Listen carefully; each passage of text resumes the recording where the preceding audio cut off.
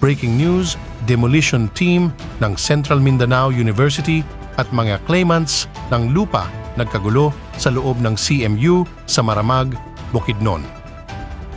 Nauwi sa hagisan ng mga bato ang komosyong nangyari sa pagitan ng demolition team ng Central Mindanao University at mga claimant ng lupain na nasa loob ng universidad sa Maramag, Bukidnon. Sa isang video na pinost ng isang netizen, makikita ang grupo ng demolition team ng CMU na kung saan isa aniya sa mga security guard na kasama ng mga ito ang nagpaputok ng baril sa mga claimants dahilan na upang magkagulo ang mga ito.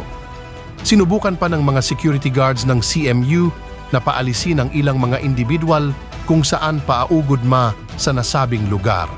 Makikita pa sa video ang ginawang pagganti ng ilang security guards sa mga nanlaban na mga claimants. Hola, video. Kita lang. Yes, sir. Lupa na, sir.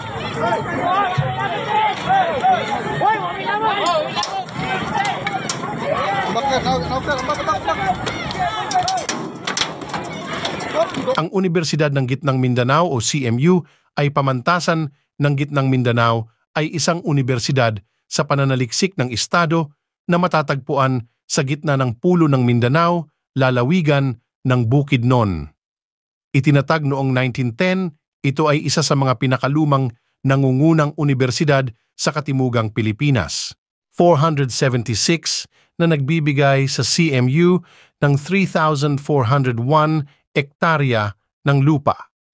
Noong Hunyo 19, 1965, naging Universidad ng Central Mindanao ang MAC sa bisa ng Republic Act 4498. Noong 1974, ang desisyon ng Korte ng Kadastral para sa paghihiwalay ng ilang ektarya ay sinususugan upang suportahan ang programang agraryo ng 3,401 ektarya. Ito ang official statement galing sa CMU, opisyal na pahayag, ika-4 na paglabas, ika-21 ng Nobyembre 2023. Ang isa pang pangyayari ay hindi inaasahan noong Martes, Nobyembre 21, 2023 kung saan 14 na guwardiya ng CMU Security Services Unit ang nasugatan sa ulo. Ang ilan ay tinamaan ng mga club mula sa planong sirain ang kubo na itinayo ng mga miyembro ng BTL. Ito ay natural na reaksyon lamang bilang tunay na may hawak ng lupain ng CMU.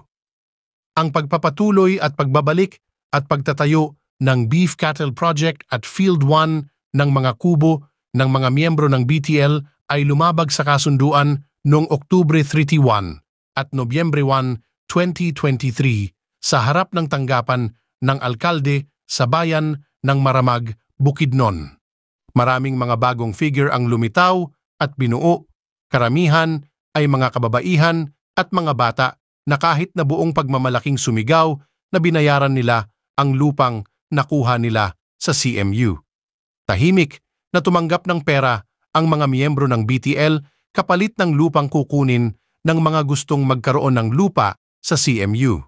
Mariing kinundena ng buong komunidad ng CMU ang kaguluhan na nagresulta sa pambubugbog at pagbato sa mga guwardiya, basagin ang mga bintana ng mga pribadong sasakyan na dumaan sa Beef Cattle Project. Hindi na nila kinikilala ang mga tao kaya nasugatan ang ilan sa mga empleyado ng CMU